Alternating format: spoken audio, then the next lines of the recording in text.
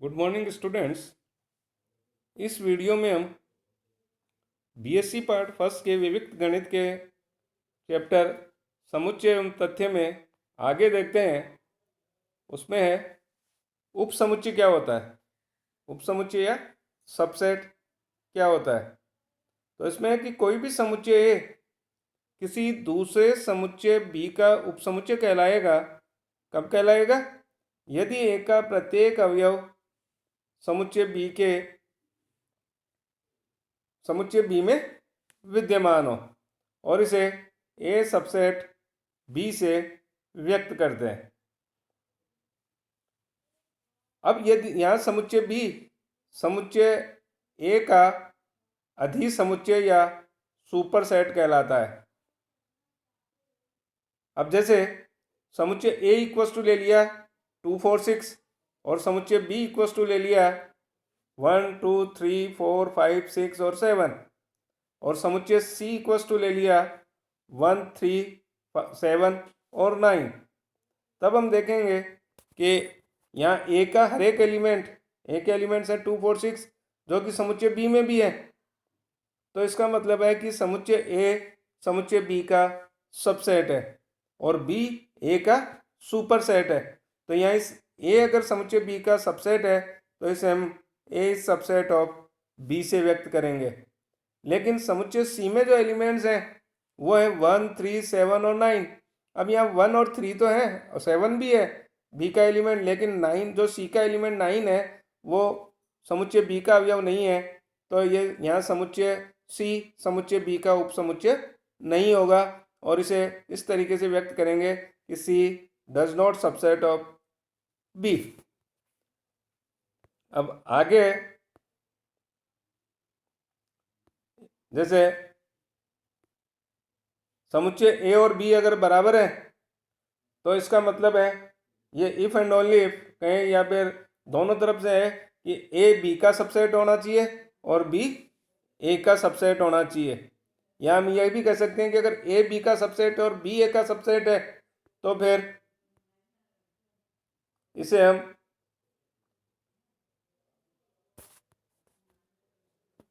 इस तरीके से लिखेंगे कि A is subset of B और B is subset of A है, then A equals to B होगा। और अगर ए इक्वस टू बी है तो फिर ए बी का भी सबसेट होगा और बी ए का भी सबसेट होगा। साथ ही प्रत्येक समुच्चय ए स्वयं का भी एक सबसेट होता है, यानी ए इज सबसेट ऑफ ए। और इसी तरीके से रिक्त समुच्चय भी प्रत्येक समुच्चय का सबसेट होता है। तो यहाँ इसको लिख सकते हैं कि फाई इज सबसेट ऑफ ए होगा। अब यदि किसी समुच्चय ए में n अवयव है तो उसके कुल कितने उपसमुच्चय होते हैं? वो उपसमुच्चयों की संख्या या सबसेट्स की जो संख्या है वो होती है 2 की पावर n। यानी यदि किसी समुच्चय में n अवयव हो तो उसके उपसमुच्चयों की संख्या 2 की पावर n होगी। अब जैसे अब समुच्चय ए में अवयव है ए बी सी, तब ए के जो उपसमुच्चय हैं वो कौन कौन से होंगे? वो समुच्चय होंगे, एक तो रिक्त समुच्चय, चूंकि प्रत्येक समुच्चय का उपसमुच्चय होता है तो एक तो जाएगा फाई। दूसरा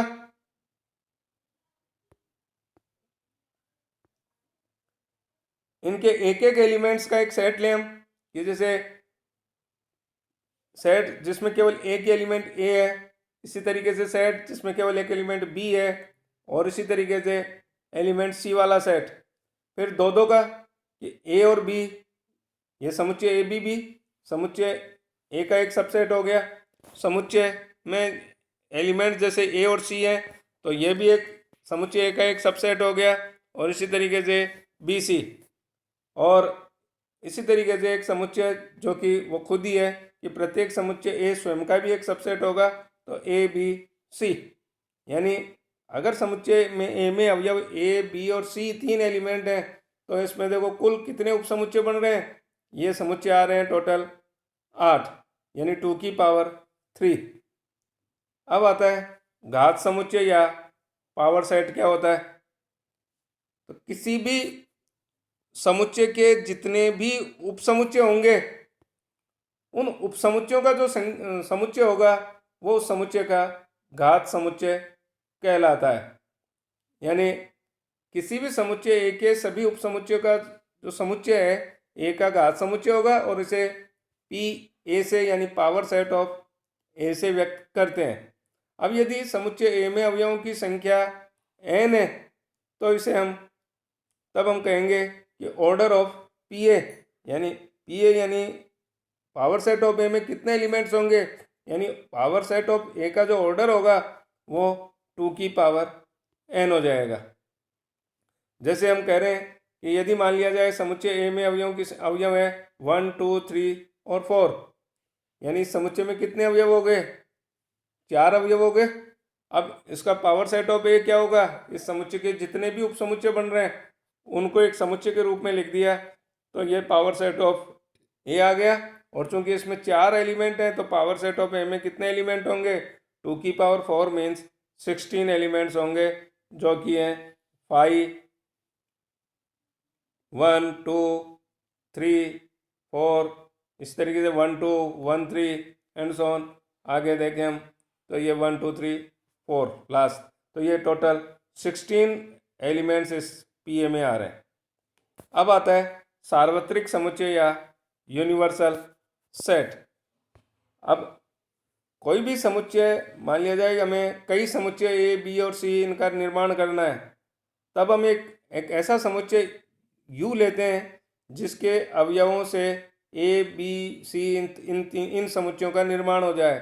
तो ये सभी समुच्चय A B C and so on ये समुच्चय यू के क्या होंगे, उप समुच्चय होंगे। यानी ए में जितने भी एलिमेंट्स हैं या बी में जितने भी एलिमेंट्स हैं या सी में जितने भी एलिमेंट्स हैं वो सभी किसके एलिमेंट्स होंगे, यू के ही एलिमेंट्स होंगे। तो इस केस में हम इस समुच्चय यू को इन समुच्चयों ए बी सी इन सब के लिए क्या कहेंगे कि ये इनका एक सार्वत्रिक समुच्चय या यूनिवर्सल सेट है।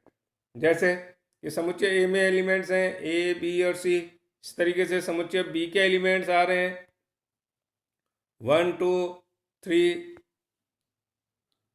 1 2 पी एंड क्यू। इसी तरीके से समुच्चय सी में एलिमेंट्स आ रहे हैं पी क्यू आर एस। तब जो इनका यूनिवर्सल सेट होगा उसमें यह समुच्चय ए बी और सी इन सभी के इन तीनों के सारे एलिमेंट्स उस यू में आ जाने चाहिए। तो समुच्चय यू यानी जो यूनिवर्सल सेट है वो क्या हो गया, A B C 1 2 P Q R और एस। अब आता है क्रमित योग या ऑर्डर्ड सेट, ऑर्डर्ड पेयर या क्रमित योग। तो जैसे हमने देखा कि कोई भी समुच्चय उस समुच्चय में अवयवों के क्रम का महत्व नहीं होता है, लेकिन यदि किसी समुच्चय में अवयवों के क्रम का महत्व हो तो फिर वो ऐसा समुच्चय क्या कहलाएगा, उस समुच्चय को क्रमित समुच्चय कहेंगे। वैसे तो अवयव किसी भी समुच्चय में अवयवों के क्रम का कोई महत्व नहीं है कि यानी अवयवों को कहीं भी लिखा जा सकता है, समुच्चय के वो एलिमेंट होंगे चाहे वो कहीं भी लिखे हुए हों। लेकिन यदि समुच्चय में अवयवों के जो एलिमेंट्स हैं उनका क्रम निश्चित हो जाए कि ये इसका फर्स्ट एलिमेंट ही है, ये इसका सेकंड एलिमेंट ही है, ये इसका थर्ड एलिमेंट है, तो फिर इस तरीके का जो समुच्चय होगा उसको ऑर्डर्ड सेट या क्रमित समुच्चय कहेंगे। और यदि क्रमित समुच्चय में अवयव केवल 2 ही अवयव हों, यानी ऐसा क्रमित समुच्चय जिसमें केवल 2 अवयव हों, तो फिर उसे हम क्रमित युग्म या ऑर्डर्ड पेयर कहेंगे। जैसे जो भी क्रमित युग्म है, अब इसको हम छोटे ब्रैकेट के अंदर उसको 2 एलिमेंट्स को लिख देते हैं। जैसे क्रमित युग्म ए बी लिया तो इसमें यहाँ पर ए इसका फर्स्ट एलिमेंट है तो ये इस क्रमित युग्म का फर्स्ट एलिमेंट ही रहेगा, इसको चेंज नहीं कर सकते हम। इसी तरीके से बी इस क्रमित युग्म का सेकंड एलिमेंट होगा। अब 2 क्रमित युग्म जैसे ए बी और एक्स वाई ये 2 क्रमित युग्म है, ये 2 क्रमित युग्म बराबर तभी होंगे जब ए एक्स के बराबर हो और बी वाई के बराबर हो। लेकिन क्रमित युग्म ए बी और क्रमित युग्म बी ए ये दोनों आपस में बराबर नहीं होंगे। अब आता है समुच्चयों का कार्तीय गुणनफल या कार्टेशियन प्रोडक्ट ऑफ सेट्स क्या होंगे। अब दो समुच्चय हैं कोई भी ए और बी, ये दोनों ही अरिक्त समुच्चय हो, तब इनके कार्तीय गुणनफल को या कार्टेशियन प्रोडक्ट को ए क्रॉस बी से व्यक्त करते हैं। ये उन सभी क्रमित युग्मों का समुच्चय होता है जिसके जो एक ए और बी का जो कार्टेशियन प्रोडक्ट है ए क्रॉस बी, ये उन सभी क्रमित युग्मों का एक समुच्चय होगा जिसमें जो क्रमित युग्म है उनमें फर्स्ट एलिमेंट समुच्चय ए का एलिमेंट होना चाहिए और सेकंड एलिमेंट समुच्चय बी का एलिमेंट होना चाहिए।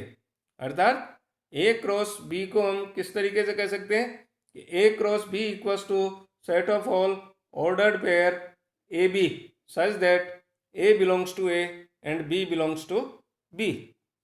इसी प्रकार से बी और ए का जो कार्टेशियन प्रोडक्ट है वो B cross A, B cross A क्या हुआ, बी क्रॉस ए का मतलब भी वही उसी तरीके से यहाँ पर ऑर्डर्ड पेयर जो होंगे बी क्रॉस ए में जितने भी एलिमेंट्स हैं वो सभी ऑर्डर्ड पेयर्स हैं जिनके फर्स्ट एलिमेंट बी के एलिमेंट हो और सेकंड एलिमेंट समुच्चय ए के एलिमेंट हो। अर्थात B cross A equals to set of all ordered pair X Y such that X belongs to B and Y belongs to A होगा। अब जैसे समुच्चय ए इक्वल्स टू ले रहे हैं, एक सेट है जिसमें एलिमेंट्स हैं ए बी और सी, और समुच्चय बी इक्वल्स टू ले रहे हैं जिसमें एलिमेंट है 1 2, तब इन दोनों का कार्टेशियन प्रोडक्ट यानी ए क्रॉस बी इक्वल्स टू क्या हो गया, A1 A2 A3 A3 नहीं A1 A2 B1 B2 C1 C2, तो ये एलिमेंट्स ये ए क्रॉस बी के एलिमेंट्स होंगे। अब यदि ए और बी ये दोनों ही अरिक्त समुच्चय हैं, रिक्त समुच्चय हैं, ए और बी अगर दोनों ही फाई हैं तब ए क्रॉस बी भी फाई के बराबर होगा। और यदि इनमें से कोई सा एक कोई भी एक है, जैसे ए और ए फाई हो जाए या बी फाई हो जाए, तो फिर ए क्रॉस बी ये रिक्त समुच्चय होगा। और यदि इसी तरीके से यदि समुच्चय ए में या समुच्चय बी में अवयवों की संख्या किसी एक में भी अगर अपरिमित समुच्चय हो गए या अवयवों की संख्या अपरिमित हो गई, तो फिर ए क्रॉस बी भी एक अपरिमित समुच्चय ही होगा। इसी तरीके से यदि order of A equals to M ले और order of B equals to N ले, यानी समुच्चय ए में अवयवों की संख्या एम हो और समुच्चय बी में अवयवों की संख्या एन हो, तो फिर ए क्रॉस बी में अवयवों की संख्या एम इंटू एन होगी। अब हम देखते हैं कि वेन डायग्राम या वेन आरेख क्या होता है।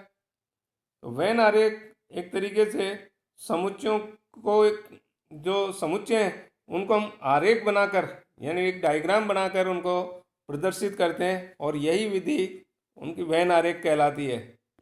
जैसे हम एक एग्जाम्पल ले रहे हैं कि एक समुच्चय लिया U जो कि यूनिवर्सल सेट है जिसमें एलिमेंट्स हैं 1 A B C D E और F। दूसरा एलिमेंट ले रहे हैं, दूसरा सेट ले रहे हैं A जिसमें एलिमेंट्स हैं A B और C। एक तीसरा सेट ले रहे हैं B जिसमें एलिमेंट हैं E और F। तब इसका जो इसको वेन डायग्राम या वेन आरेख से किस तरीके से दिखाएंगे, ये पूरा हमने एक तरीके से आयताकार बॉक्स या किसी भी तरीके का एक वो लिया जिसमें ए में केवल एलिमेंट ए बी सी आ गए, बी में एलिमेंट्स ई एफ आ गए, और इसके अलावा भी एलिमेंट यू में बचा हुआ है तो वो ए और बी के बाहर हो गया डी, तो ये पूरा यू हो गया और यू के एलिमेंट्स हो गए ए बी सी डी ई और एफ। इसी तरीके से दूसरा सेट ले रहे हैं, एक दूसरा एग्जांपल है उसमें u इक्वल्स टू है 1 2 3 4 5 6 7 8 9 और 10, और इसी तरीके से समुच्चय ए ले रहे हैं जिसमें एलिमेंट्स हैं 1 2 3 4, और समुच्चय बी है जिसके एलिमेंट्स हैं 3 4 8 9। अब इनमें से देखो कि जो ए और बी समुच्चय है, ए और बी समुच्चय में एलिमेंट्स कॉमन भी हैं, 3 और 4 दोनों में कॉमन है, तो फिर इसका वेन डायग्राम जो है वो इस रूप का होगा कि ए में एलिमेंट्स और बी में एलिमेंट्स दिखा रहे हैं हम, लेकिन ए और बी के जो कॉमन एलिमेंट्स हैं वो कॉमन एलिमेंट्स 3 और 4 अलग आ रहे हैं। ए और बी के अलावा भी जो यू के एलिमेंट्स हैं जो कि 5, 6, 7 और 10 है, तो इसको देखते हुए इसका वेन डाइग्राम जो है ये इस रूप का बन गया। अब इसी तरीके से ए सबसेट ऑफ बी का वेन डाइग्राम, तो इसमें क्या होगा, ये जैसे ए सबसेट ऑफ बी का क्या मतलब होता है, ए सबसेट ऑफ बी का मतलब है कि ए का हर एक एलिमेंट बी का भी एलिमेंट होना चाहिए। तो फिर बी लिया और बी में ही एक तरीके से ए समुच्चय एक पूरा अंतर्विष्ट कर रहा है, यानी ए का हर एक एलिमेंट बी में एग्जिस्ट, बी में आ रहा है, तो ये ए सबसेट ऑफ बी का वेन डाइग्राम हो गया।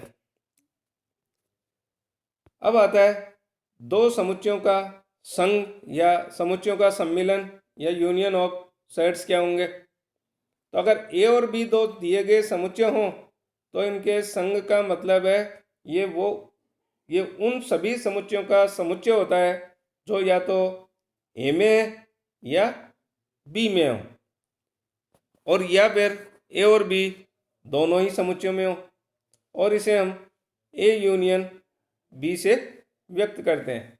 ए यूनियन बी में क्या हुआ, ए यूनियन बी में ए के एलिमेंट्स होंगे या बी के एलिमेंट्स होंगे या फिर ए और बी दोनों के एलिमेंट्स होंगे। अर्थात इसको मैथमेटिकल लैंग्वेज में किस तरीके से बताएंगे कि A union B equal to होता है set of all X such that X belongs to A या एक्स बिलोंग्स टू बी या एक्स बिलोंग्स टू ए व बी। जैसे कि अगर ए में एलिमेंट्स हैं 1, 2, 3, बी में एलिमेंट्स हैं 3, 4, 5, देन ए यूनियन बी में कैसे एलिमेंट्स होंगे, ए यूनियन बी के एलिमेंट्स होंगे 1, 2, 3, 4 और 5। इसी तरीके से अब ए यूनियन बी का जो वेन डाइग्राम है वो ए और बी के एलिमेंट्स आ गए, इनमें अगर कॉमन एलिमेंट्स आ रहा है तो वो कॉमन एलिमेंट्स यहाँ पर आ जाएगा बीच में, ये कॉमन एलिमेंट हो गया 3, और बाकी ए में 1, 2, बी में 4, 5 हो गया, इन दोनों में कॉमन एलिमेंट 3 है, तो ये ए यूनियन बी का वेन डाइग्राम हो गया। अब आता है यूनियन की कुछ एक प्रॉपर्टीज है कि संघ समुच्चयों के लिए क्या गुणधर्म होंगे, कि हम देखते हैं ए यूनियन ए हमेशा ए के बराबर होगा, और इसे हम वर्ग सम नियम से भी बोलते हैं। ए यूनियन ए डैश का मतलब है जो समुच्चय ए में, जो एलिमेंट्स ए में नहीं है वो ए डैश में होंगे, तो और ए यूनियन ए डैश क्या हो जाएगा, टोटल मिला के ये यूनिवर्सल सेट या सार्वत्रिक समुच्चय हो गया। तीसरा है यदि ए सी का सबसेट है, बी भी सी का सबसेट है, तो फिर ए यूनियन बी भी सी का सबसेट होगा। ए और रिक्त समुच्चय, समुच्चय ए का और समुच्चय फाई का, मीन्स रिक्त समुच्चय का जो यूनियन होगा वो समुच्चय ए के बराबर होगा। इसी तरीके से समुच्चय ए और बी का यूनियन और बी और ए का union means A union B और बी यूनियन ए, ये हमेशा बराबर होंगे, और ये एक तरीके से संघ समुच्चयों के लिए कम्यूटेटिव प्रॉपर्टी होगी, यानी A union B equals to B union A. इसी तरीके से हम देखते हैं कि समुच्चय ए हमेशा ए यूनियन बी का सबसेट होगा, और इसी तरीके से बी भी समुच्चय ए यूनियन बी का सबसेट होगा। अब अगर ए बी का सबसेट है यानी ए का प्रत्येक अवयव बी में भी है, तो फिर ए यूनियन बी में क्या आ जाएगा, ए यूनियन बी में केवल बी के एलिमेंट्स बचेंगे, तो बी के साथ और ए में ए के जितने भी एलिमेंट्स है वो बी के ही तो हैं, तो इसलिए A union B equals to B हो जाएगा। इसी तरीके से अगली जो प्रॉपर्टी है वो है साचर्यता की प्रॉपर्टी, यानी A union B union C equals to क्या हो जाएगा, A union B union C. अब हम एक एग्जांपल या इसको प्रूव करते हैं। सवाल है कि A union B union C equals to A union B union C, यानी समुच्चयों का जो संघ है उसमें जो एसोसिएटिव प्रॉपर्टी है इसको हमें प्रूव करना है। तो इसको प्रूव करने के लिए हम सबसे पहले एक एलिमेंट लेते हैं कि x बिलोंग्स टू, मान लिया A union B union C का एक एलिमेंट है। अब x अगर A union B union C का एलिमेंट है तो इसका मतलब क्या हुआ कि x या तो ए यूनियन बी का एलिमेंट है या फिर सी का एलिमेंट है। अब x ए यूनियन बी का एलिमेंट होने का मतलब है x ए का एलिमेंट है या x बी का एलिमेंट है, और यहाँ हम कह रहे हैं कि या फिर x सी का भी एलिमेंट है। अब इसे हम यूँ भी बता सकते हैं कि x ए का एलिमेंट है या x बी का एलिमेंट या x सी का एलिमेंट। तो जब x बी का एलिमेंट या x सी का एलिमेंट है तो इसे हम क्या कह सकते हैं कि x बी यूनियन सी का एलिमेंट है, और इधर x ए का एलिमेंट है ही, तो अब x ए का एलिमेंट है या x बी यूनियन सी का एलिमेंट है तो हम कह सकते हैं कि x belongs to A union B union C. It means A union B union C का जो भी एलिमेंट है वो A union B union C का भी एलिमेंट है, इसलिए ये A union B union C is subset of A union B union C हो जाएगा। इसी तरीके से हम उन्हें लेते हैं कि x A union B union C का एलिमेंट है, तब x ए का एलिमेंट होगा या फिर x बी यूनियन सी का एलिमेंट हो जाएगा। अब x ए का एलिमेंट तो यही, या फिर x बी यूनियन सी का एलिमेंट होने का क्या मतलब है कि x बी का एलिमेंट है या x सी का एलिमेंट है। इसे हम यूँ भी बता सकते हैं कि x बिलोंग्स टू ए या x बिलोंग्स टू बी या फिर x बिलोंग्स टू सी हो गया। अब x ए का एलिमेंट हो या x बी का एलिमेंट है, इसका मतलब x ए यूनियन बी का एलिमेंट है या फिर x सी का एलिमेंट हो गया, तो इसे हम कहेंगे कि x belongs to A union B union C. और यहाँ पर क्या लिया था हमने कि x A union B union C का एलिमेंट लिया था और ये x A union B union C का एलिमेंट आ गया। It means A union B union C is subset of A union B union C हो गया। तो इन दोनों से जो इनको इक्वेशन फर्स्ट और सेकंड लिख सकते हैं, तो इक्वेशन फर्स्ट और सेकंड से हम क्या कह सकते हैं कि A union B union C equals to है A union B union C. Thank you.